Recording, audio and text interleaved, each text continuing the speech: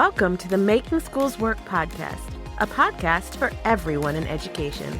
This show is brought to you by the Southern Regional Education Board. At SREB, we believe that every school has the potential to be great. Whatever you do in the school, whatever your job may be, let's talk about things that make schools work. Welcome back to the Making Schools Work podcast. I'm Daniel Rock, and today we are going to talk about how teachers can integrate academics and CTE together. If you're a CTE teacher, it's actually part of the Perkins funding that academics be integrated into your curriculum. It's also an essential that students in CTE classes have fundamental and essential academic skills and that they know how to transfer those dealing with problems that they see in their CTE classes.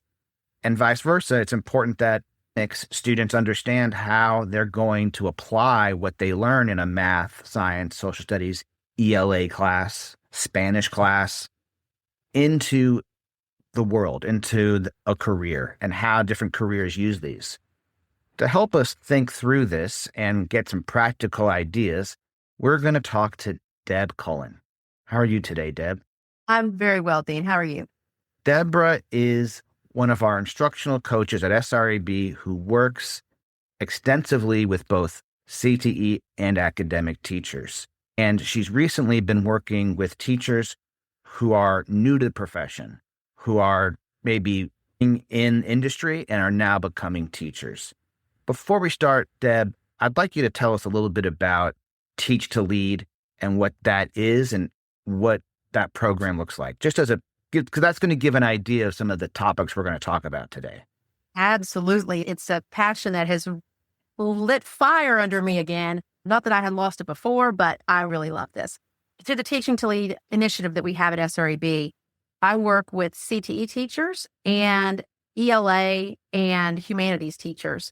And these people, like you said, Dan, are coming from industry and they have decided for whatever reason, young, more seasoned in their career, they want to become teachers and influence students. So I am able to work with these teachers through a curriculum that we have written at SREB to help them get the pedagogy and the essentials of classroom management and teaching. And then I get to go in and observe them and coach them in their classroom. So these teachers are getting the information, but they're also going in and doing on time, in time, real world teaching as they go through the program. And it is really hands-on learning. So, Deb, I think that we think of education as serving two major purposes. One purpose is preparing young people to become part of the workforce.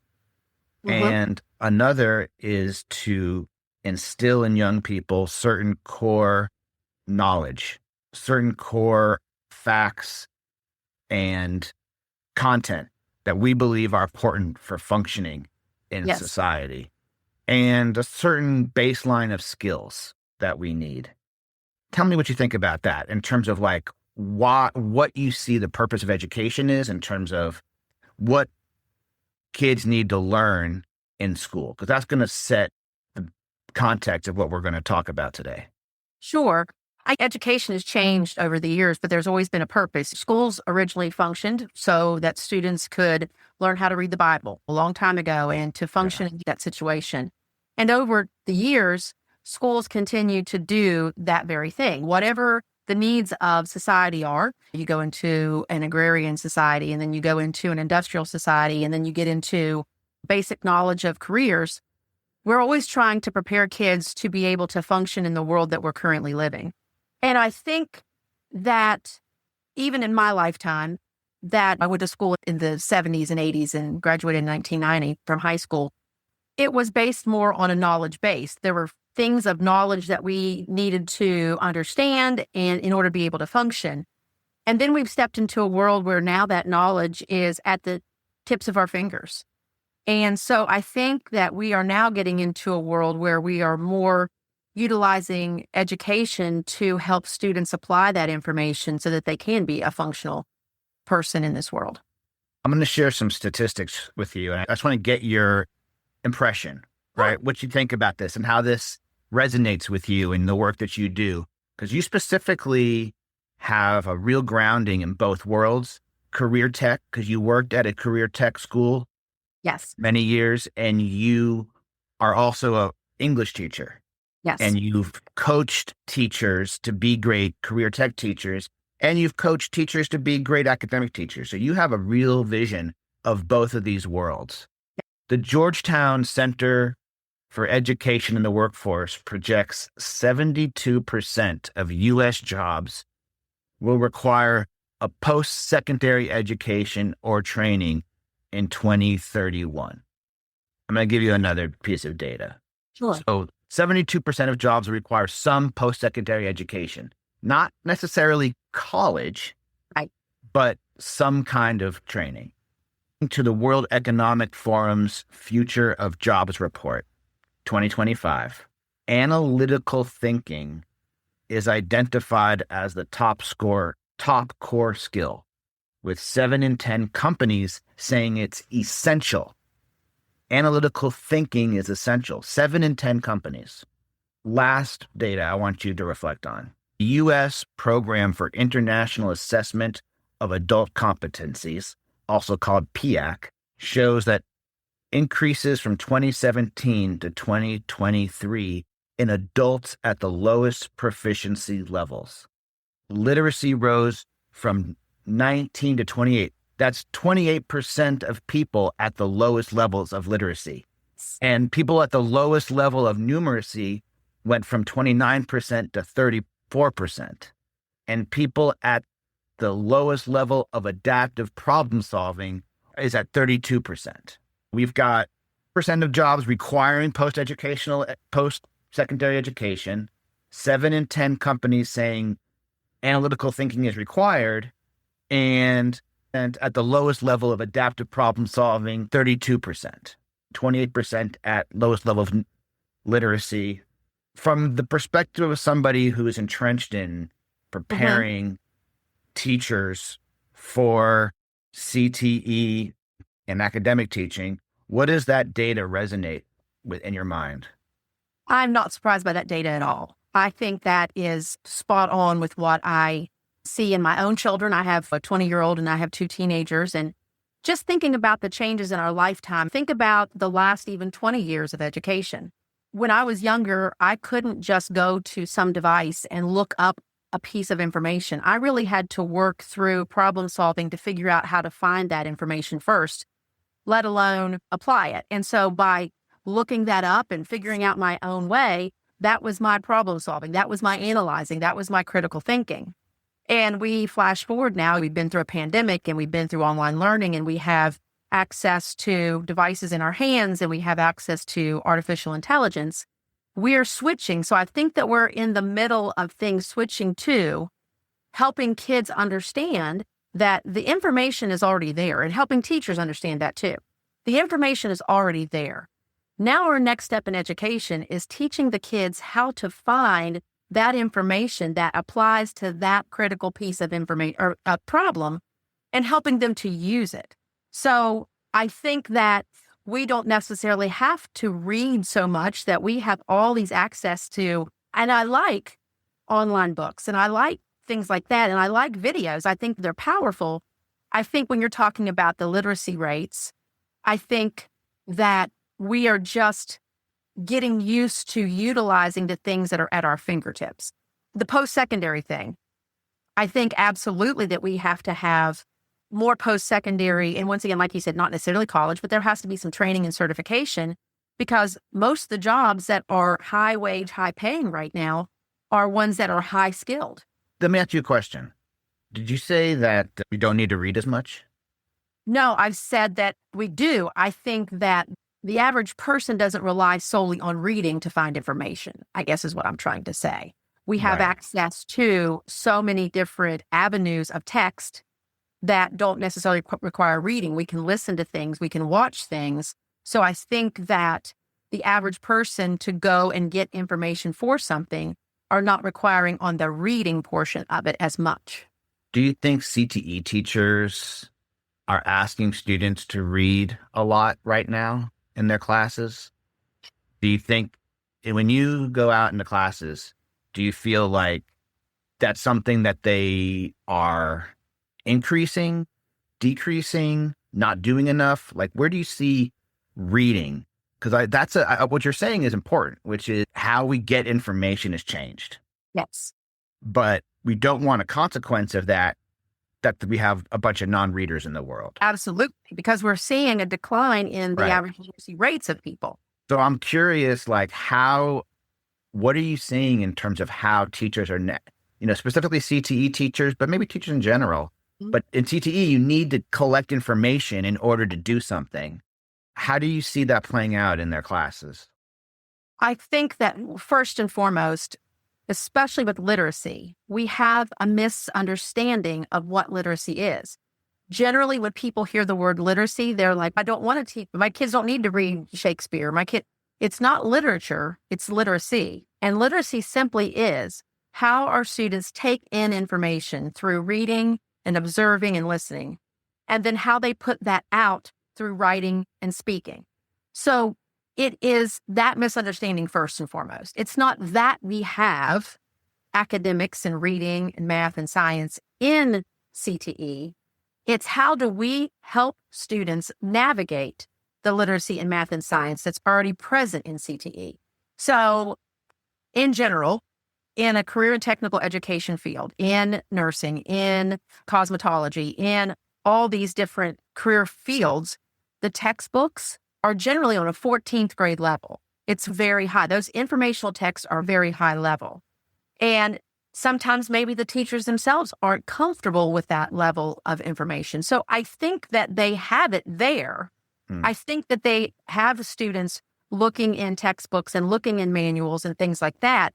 I think we're just really struggling with the levels of literacy that's required, the levels of math, the levels of science.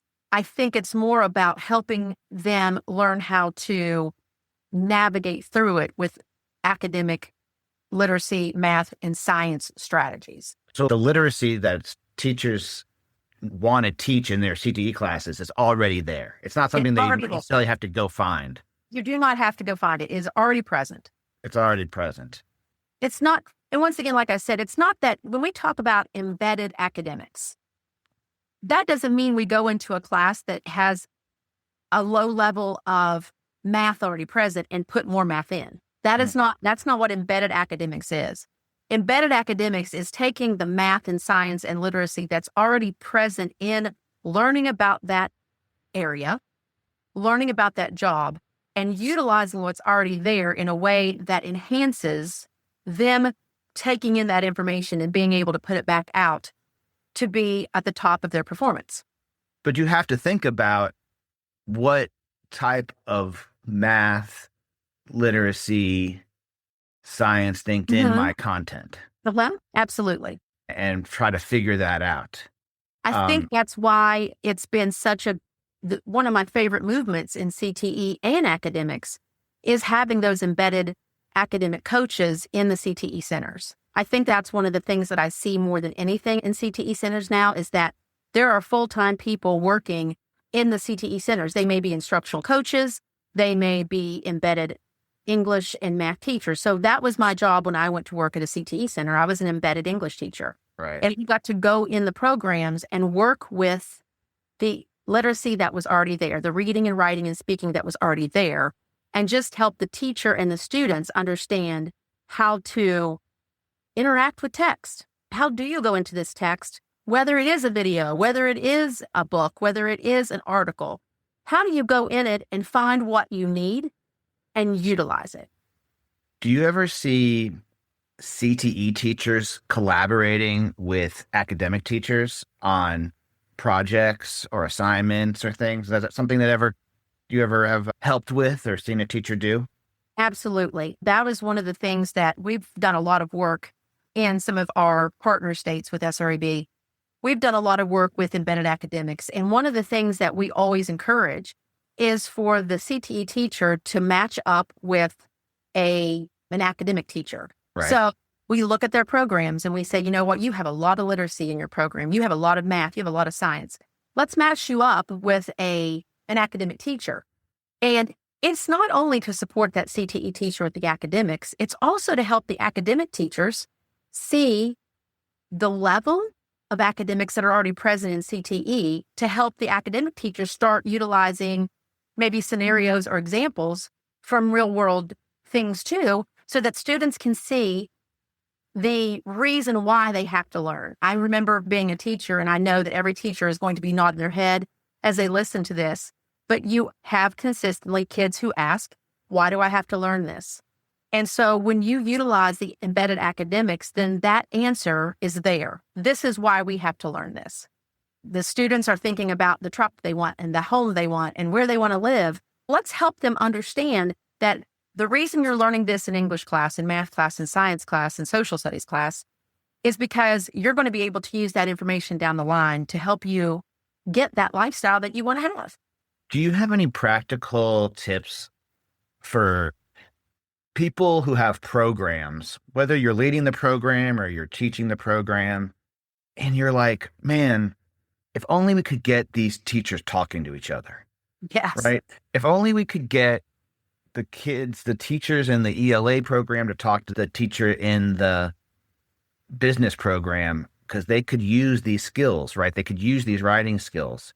I don't know if you have any anecdotes or tips or like strategies that people who maybe are running these programs or are in the program that see the opportunity but haven't been able to help make that connection.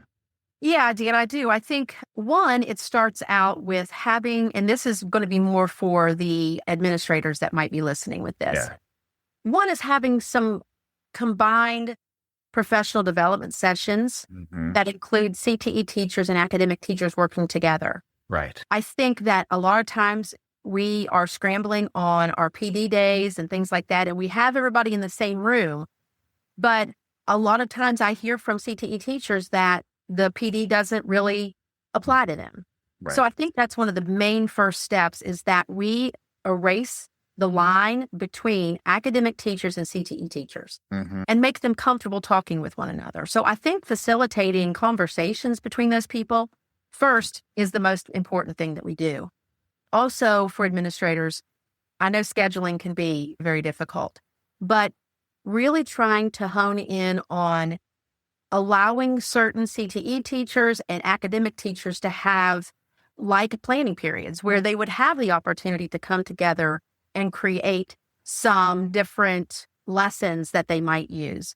I have had culinary teachers and science teachers work together where they were working on baking. And baking is a very scientific situation. And so during that time of baking, then the science teacher might teach a lesson about, and forgive me, I don't know the exact things, but there might be some certain thing about acidity. And I know like in different foods, like at the acidity and things like that matter. Heat, right? Yes. The impact of heat. The impact of heat and liquids and all these things. Then that is just something that the science students are hearing. Oh, that's like in CTE class. That's why we have to do it this way. That's why we can't use this kind of oven as opposed to that kind of oven. So it's really just getting them together. Yeah. I worked at a school in Florida and they were it was in Georgia. I'm sorry. They were a state STEM school. Yes. Right. That is having everybody do PBL. Yes. And I've got two schools like that. And what they have is a single theme. Yes. And everybody designs projects related to that theme. So they would do space. You can read novels about space. You can read nonfiction about space. You can ask about how food works in space for your culinary. Can you give some examples of where you've seen sort of school-wide focus on incorporating, we'll say, I'm using project-based learning because that is a core. But yeah, how have you seen a school-wide implementation of some of these things?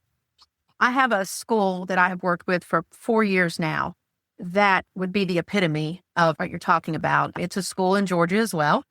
And they are an IB school, International Baccalaureate School. Mm-hmm. And they wanted to teach that curriculum through project-based learning. And that was a high school that took on the challenge. And we started out with some of the IB teachers who volunteered to do this. And I got to work specifically that year with CTE teachers combined with math and science and ELA. And they did kind of the same thing. They wrote project-based learning units and modules around the same problem. So they came together and they decided, we did a little research into their area, which was Savannah, Georgia. And they came up with a problem that they would like to maybe address. But then the students themselves came together. So we had in Savannah, Georgia, there's a lot of problems with flooding and fresh water and things like that. So they decided to work toward that. So everything they did, math, ELA, history, and the CTE, they came together and made proposals to go out about how they could solve that freshwater and flooding situation. That's so cool. You've said that one of the ways that CTE and academics can blur the line, and academics can build some career preparation skills and CTE can build some academic skills, is through really focusing on real world scenarios. Yeah. What are some of the keys to making that happen? I'm just thinking about some practical ways as a teacher that I can try to incorporate real world scenarios into my instruction. So one of the things that I really love scenarios for is that sweet spot of making thinking visible. So Right. we're going back to the body of work by John Hattie. One of the things that CTE teachers worry about, which I don't blame them a bit, is when I give direct instruction, when I teach students how to weld this certain piece of material, when I teach students how to draw blood, when I teach students how to color hair, it's a very scary thing to go from the direct instruction into allowing students to touch very expensive equipment and very expensive materials, and then, of course, a human being, right? So in that sweet spot, we have a place that we can see kids thinking, and that is with scenarios. So a scenario is something where you're asking students to give their thoughts about how they would use the material they just learned to solve this problem. And this is one of the things that I love most about AI right now. One of the things that is easiest to do is to go into something like ChatGPT or Brisk or whatever it is, whatever tool that you want to use, and ask it to create 5 scenarios based around that. So for instance, if you have students who are learning in a cosmetology class about coloring hair, there are a lot, and there's so much science. That's one of the things that people don't understand about cosmetology. There's so much science in cosmetology. And so I want students to be able to take real clients who come in and talk about coloring hair. There's a lot of things that you have to worry about with coloring hair. Do they already have color on it? Is it box coloring or is it coloring from somewhere else? Do they have the right porosity of hair to do that kind of coloring? So I can give students those scenarios about people walking in, and now I can see that they are ready to apply that information before they ever touch a human being's head. And they might have to actually explain that to you. Walk me through what you would do. That is something that I just see AI as so helpful for. Just ideas, right? Yeah. Give me 5 real world scenarios in which, and then you put in the standards, right? And you say, Yes. These are the skills I need them to be able to be using. I need to assess whether they can do this. And I want them to respond orally or in writing. It saves you a lot of time.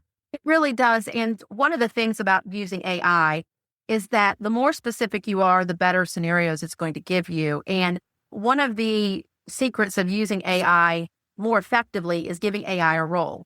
What a perfect thing to do for CTE teachers. Right. As a cosmetologist who has little experience with dyeing mature hair, you can literally give it the exact things that you want it to give you, and those scenarios come out perfect. And you could even, I guess, flip it and have the students use AI with the scenario. Yes, And absolutely. then switch and now see what you would do without it. Close your computer And Yes. you mentioned John Hattie, and I think the core of his work that I like to use is this idea of teaching for transfer. It's what you just described, which Yes. is I can say back to you what you said to me, right? Yes. I can repeat it, I can memorize it, and I can know exactly what you said. I can even understand it at a deep level. I can see how two concepts are connected to each other. I can understand how sound waves and speakers and amplification are all connected. That's a Yes. deep understanding. Yes, it But is. in order to problem solve, which is what is the essential skill that they need, is I need practice taking that and then designing a new sound setup for a rock star who Yes. who screams into the microphone, And the or proper acoustics of the venue. the acoustics of the venue. Yeah. That's when you truly demonstrate understanding. And that's the type of skill set that our folks need. And what you're saying is we need to practice that. Yeah. Can practice it on just some simple scenarios. Yes, Uh, I think sometimes we forget about, and sometimes teachers are afraid to take on a big project-based learning unit, but we yeah, still have problem-based learning, and problem-based learning can be done in a day. It can be give those students those scenarios and let them solve that problem. And going back to at the beginning of the podcast, when you gave the data that you gave, one of the top skill that you said, I think, was it 72% of employers wanted, or that was most essential, was the analytical thinking. that's right. Analytical thinking is analyzing a problem and figuring out how best to solve it. And that's where we are in education. We have access to a lot of things, but we really need our students to be able to pull apart those problems, analyze what's happening, what tools they have ready to help them solve it, and solve it. And scenarios is a great thing. And Dan, I think that we often look for the next shiny bauble that we can hold on to. But I think that we forget as educators, whether you're CTE or whether you're academic, one of the greatest superpower tools we have ready is questioning. And I think that's something that we all can do better in a classroom. I think that students need to be allowed to learn how to question something, because without questioning techniques, without that skill, you cannot analyze and you cannot problem solve and you cannot critically think. So I often have teachers, whether they are academic, CTE, or whatever, I often have teachers work very diligently about learning how to teach their students how to question something.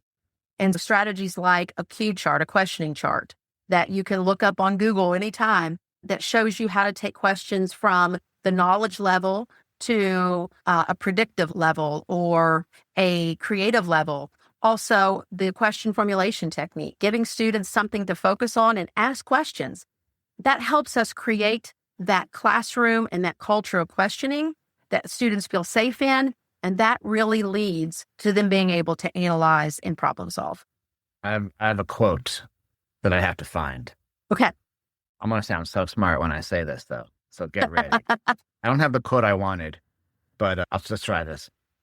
Deb, it was Albert Einstein who said, if I had an hour to solve a problem, I would spend the first 55 minutes determining the proper questions to ask. Oh, I love that. See that? Absolutely. I'm going to throw another one at you.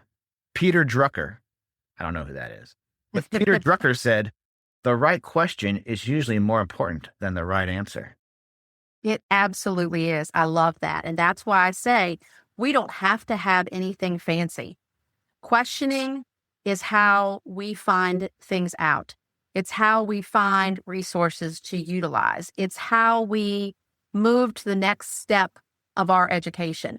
When you look at Bloom's taxonomy, how do you get students from knowledge to the analytical portion to the predicting portion? You do that through questioning. You do that through utilizing the information. So that's how you move your students up to gaining that top tier level of learning. Deb, I want to end with asking you about just in general, when you talk with teachers about integrating academics into CTE, what are some of the most important ideas you want teachers to remember or to think about to make it not feel so daunting and feel like something that they can do? That's a great question, Dan. I think that first and foremost, this is not another thing we're adding. The academics are already there. It's just that we've not called them as such. You have to think about CTE teachers in general. They are non-traditional teachers. They have not been led through the pedagogy that traditional teachers were led through. So the first and foremost is that, one, CTE teachers, you have access to your occupational advisory council or your business partners. You can start by asking them what kinds of math and science and literacy, like what kind of reading, what kind of writing do you really want your students to be able to do, or your employees be able to do when they graduate? That's a great resource that you can just ask. Also, just looking through and thinking about what problems do your students need to solve? That's going to give you access also to a lot of the answers. Getting together with a colleague that you trust in your building, go talk to those academic teachers, and academic teachers, go talk to your CTE teachers. We have resources within ourselves and within our buildings that we can rely on. I would say maybe also, when you talk about finding a teacher, find a friend. Yes. Find someone you like to hang out with. Yes. Ask them, maybe it's an English teacher or a math teacher, and just chit chat about your curriculum and and throw up some AI and say, I'm teaching this.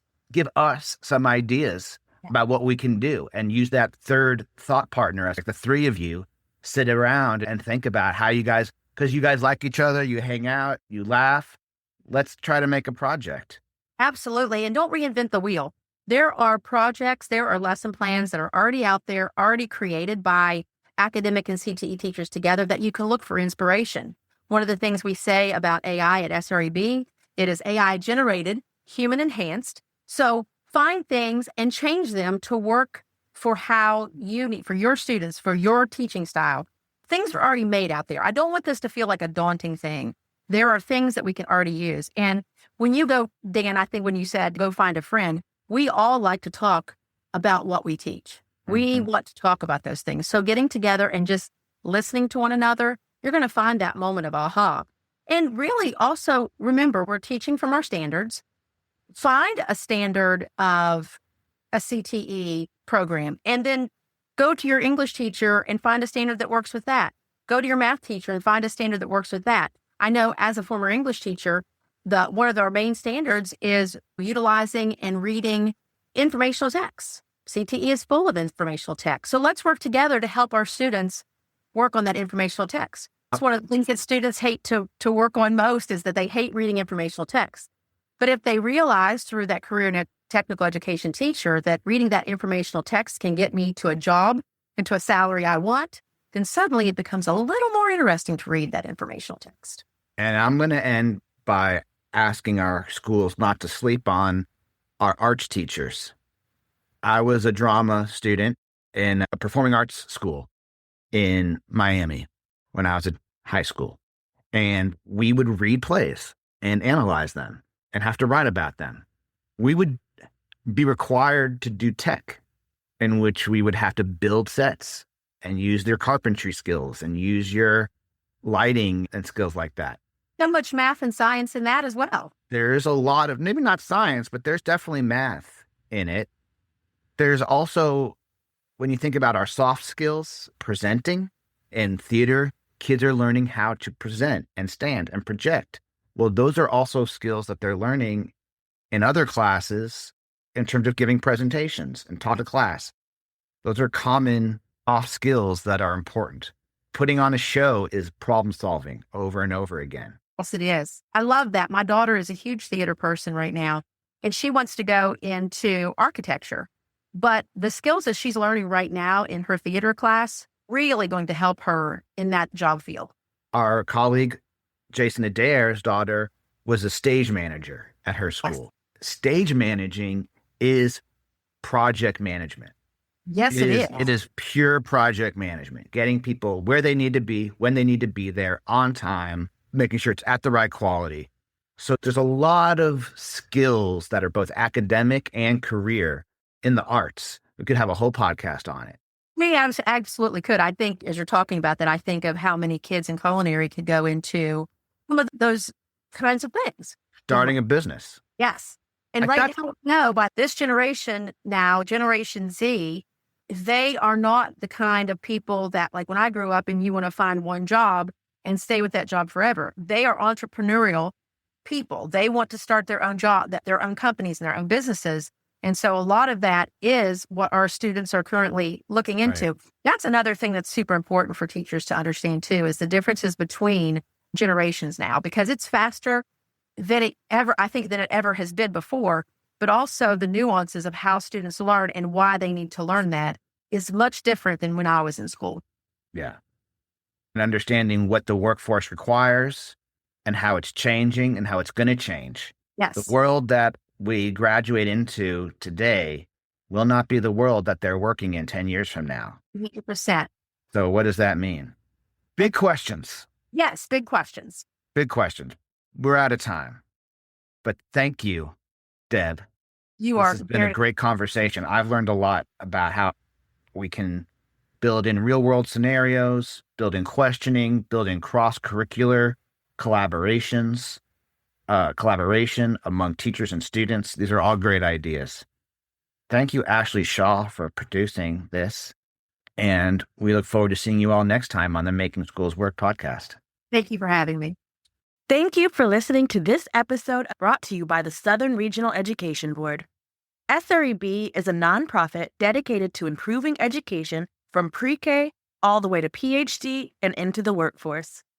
Visit sreb.org for resources on instructional practices, teacher data, career pathways, and more. And don't forget to like, subscribe, and follow us on social media. You can find us on Facebook at SREB-School Improvement and on Twitter/X and Instagram, both at SREB Education. See you next week.